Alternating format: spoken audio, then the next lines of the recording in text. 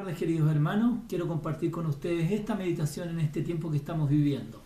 En los tiempos de Jesús, el emperador de aquel momento era Tiberio. Y Tiberio era el emperador que finalmente ponía un gobernador en el territorio judío donde Jesús desarrolló su ministerio. Y este fue Pilato. Sin embargo, Tiberio puso en el territorio judío a un rey judío, ya que los judíos usaban rey. Entonces él puso a Herodes el Grande, que finalmente dejó a su hijo Herodes Antipas. Entonces, todo este sistema administrativo político, Jesús lo tuvo que vivir. Y en el tiempo de Jesús, esta gente era muy cruel, muy despiadada y muy ambiciosa.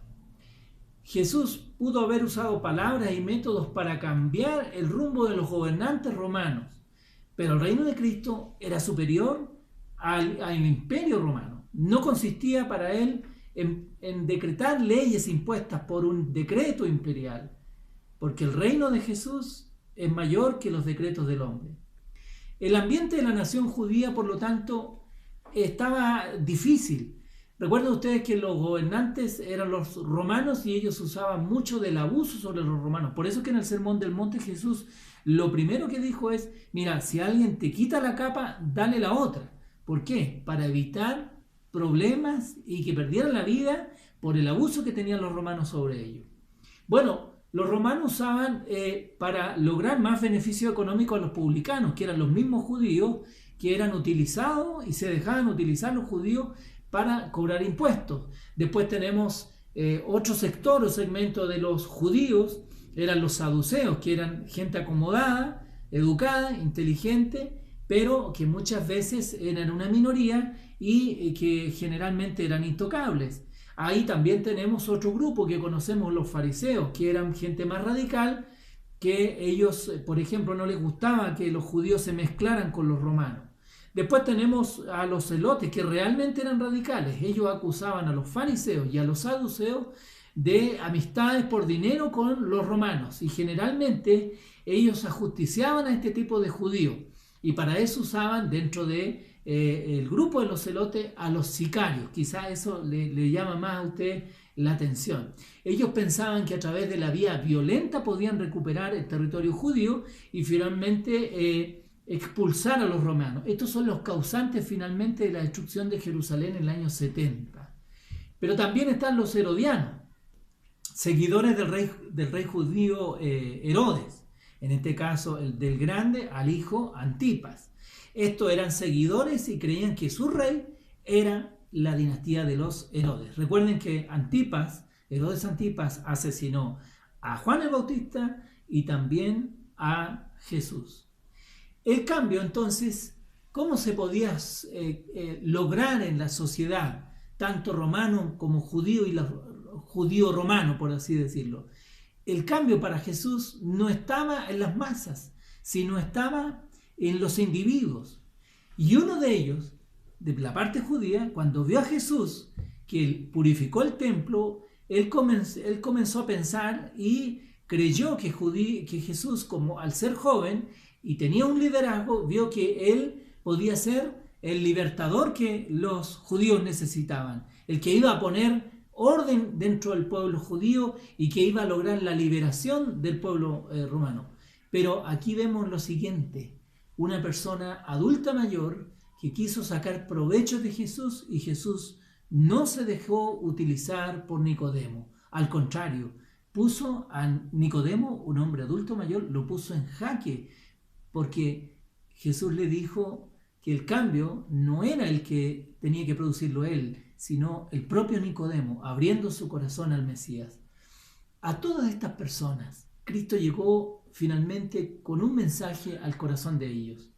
Por lo tanto, la cura para Jesús, para alcanzar al hombre, era individualmente. Y él sabía que de esta forma se iba a regenerar el corazón de las personas.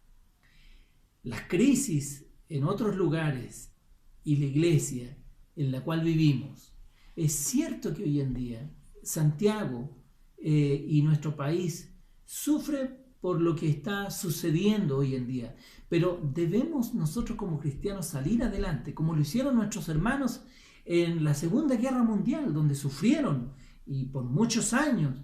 Nuestros hermanos en Nicaragua, nuestros hermanos en Colombia, detrás de la cortina de hierro. ¿Qué decir de nuestros hermanos en África? ¿Qué decir de nuestros hermanos en el mundo musulmán, donde ellos viven y vibran la fe?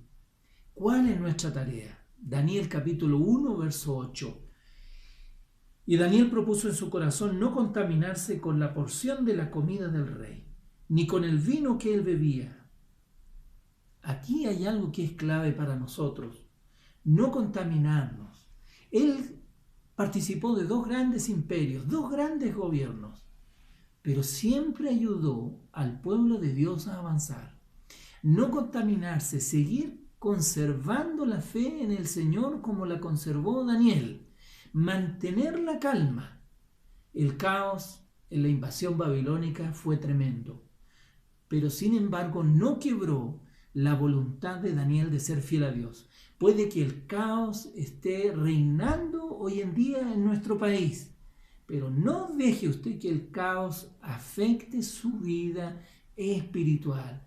¿Cómo podemos impedir eso?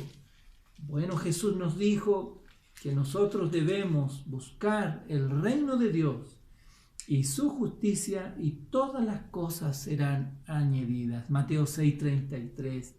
No descuide sus prioridades espirituales. Llegará el momento que personas buscarán respuestas en usted y se las van a pedir y se las van a exigir. Por eso es que usted tiene que estar dispuesto en las cosas del Señor y mantenga su vida no en un caos, sino en orden. ¿Cuál es nuestra tarea en este tiempo que estamos viviendo hoy en día difícil? Bueno, segunda de Timoteo, el capítulo 2, versículo 1, segunda de Timoteo, dije, ¿verdad? Sí, el capítulo, a ver, parece que me equivoqué aquí. Espérenme un poquito, hermano.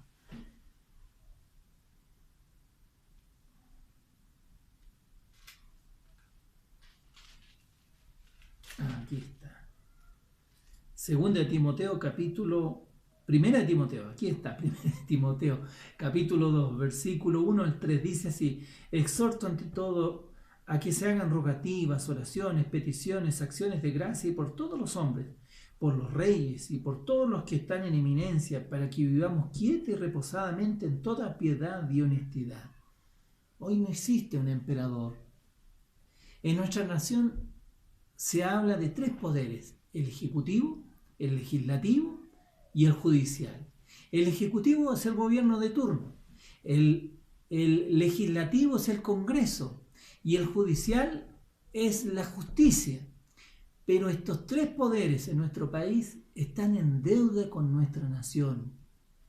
Por eso debemos orar, como dice Pablo a Timoteo, debemos orar para que Dios dé sabiduría a estos tres tipos de gobiernos que tenemos dentro del país, para que Dios dé sabiduría, equilibrio, respeto, orden, paz, tranquilidad, seguridad a toda nuestra nación, incluyendo a nosotros.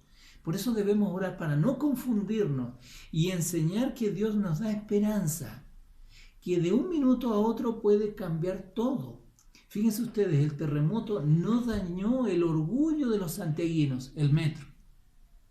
Pero fue un par de minutos que el metro se destruyó por personas, pero también el metro se va a construir por personas. Daniel, si estuviera vivo, Esdras y Nehemías estarían orando, ayunando y trabajando para avanzar con respeto, con precauciones, con oración y con más fe que con recursos para salir adelante. Nosotros sabemos que los tiempos que vivimos son inestables. Sabemos que a medida que el fin se acerca, la angustia será el sueño de las personas.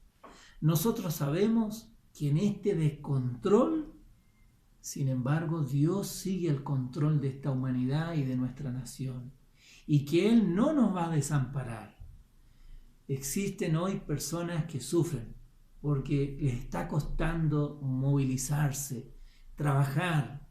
Y sin trabajo nosotros sabemos que no existe dinero. Y sin dinero se complica todo. Pero si existiera el trabajo y existiera el dinero y no hay qué comprar, también se complicaría todo.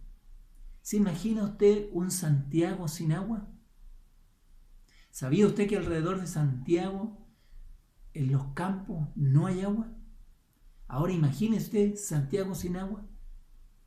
O sea, con o sin, Dios proveerá para nosotros sus hijos y nos va a proveer lo más importante, la estabilidad. La oración es nuestro refugio, nuestra guía y nuestra esperanza. La Biblia dice en 1 de Tesalonicenses 5:17, el versículo más difícil de la Biblia: orad sin cesar. Cuídese para predicar el reino y mantenga la posición de la oración por su familia, por su iglesia y por los gobernantes de nuestra nación. Dios bendiga su vida. No deje que el caos interrumpa su comunión con Dios. Ordene su vida con Dios. Dios bendiga su vida, su familia, bendiga nuestra iglesia y bendiga nuestro país. Orad sin cesar. Que Dios lo bendiga.